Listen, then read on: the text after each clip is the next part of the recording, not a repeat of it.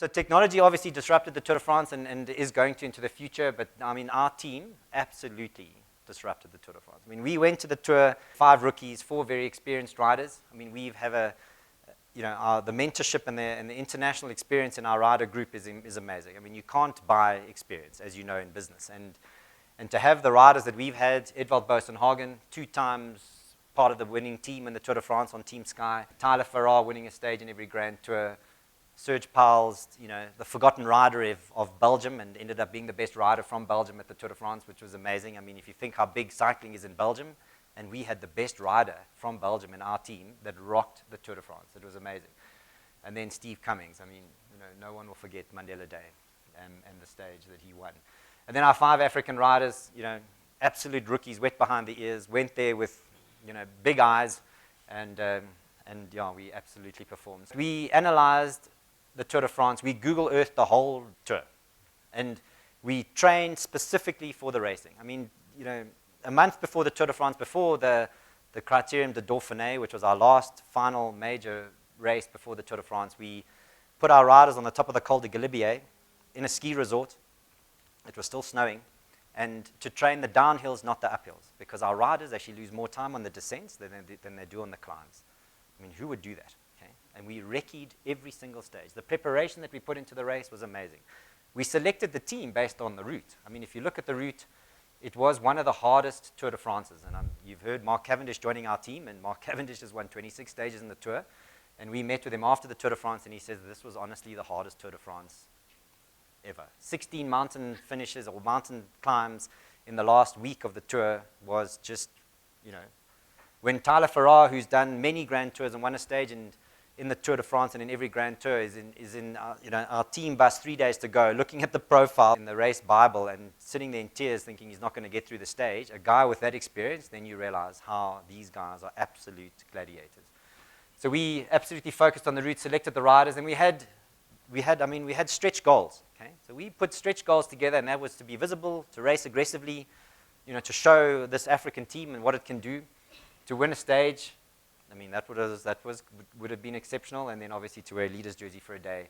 And against objectives, I mean, we killed it. It was unbelievable. I mean, we didn't spend 1 day in a leader's jersey. We spent 4 with an African rider that had never worn a jersey in the history of the Tour de France before. 102 years of the Tour, just absolutely phenomenal. Then we go and win a stage 14. Serge Pauwels, our Belgian rider, was the guy that spent the most time in breakaways than any other rider in the race, more than 17 hours.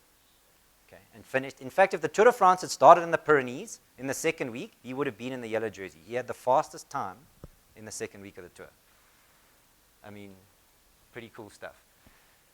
Best Belgium in the race, and then the 5th best team, 4 days to go before Louis got sick. We were lying 2nd overall, and we were sitting there going, imagine we stand on the Champs-Élysées as the best team in the race. I mean, that would just be unbelievable. I mean, you'd have to put me in a home after that. I mean, I ended up in one anyway. But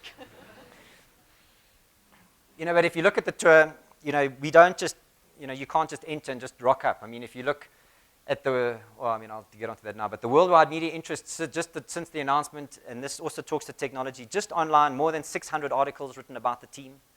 We were on the Yahoo Canada on the front page. We were on the front page of the Times in India. I have no idea how that's relevant. We were on TV in China, live TV. It was just all across the world and everything in between. It was just amazing. And the love for this team just grew exponentially. I mean, when we had media and PR camping at our hotel, just want to see the riders, it was crazy. Our riders honestly could not understand how big the tour is. And just online, just in the 3 weeks of the Tour de France, just online, not TV or print, over 500 million rand in advertiser value equivalent. It was just amazing. I mean, that is the power of technology today. And I talked to Chris Fisher, who was who ran the team Barloworld many years ago. I mean, they were a British registered team, not an African registered team. And I mean, they didn't have any social media then. And it just shows the difference that now social media has made to sport and in terms of, the sponsors and what returns they can get. But just to have more than R500 million just on social media, it just shows the massive impact that technology is making on sport today. And I think it's just going to get more and more and more. So talking to our race program and in terms of, when we started racing at this level in 2013, and we got into the Tour de France in 2015, we raced more than 500 race days. So we race on average 200 to 30 to 250. We'll do about 258 race days this year, which is a significant workload for 24 riders. And so just to get to be good enough to be in the Tour de France, we raced more than 500 race days. So that's pretty significant. And technology has taken us from an African team in terms of bridging that gap. We've leveraged the best international riders that we can afford in our team to understand what the World Tour level and world-class level is. We look at their data, we understand from them, we understand where our riders are, and we build that bridge. And it takes time. You can't improve an athlete by more than 10% a year. And so in terms of race days and in terms of workload, so it does take time.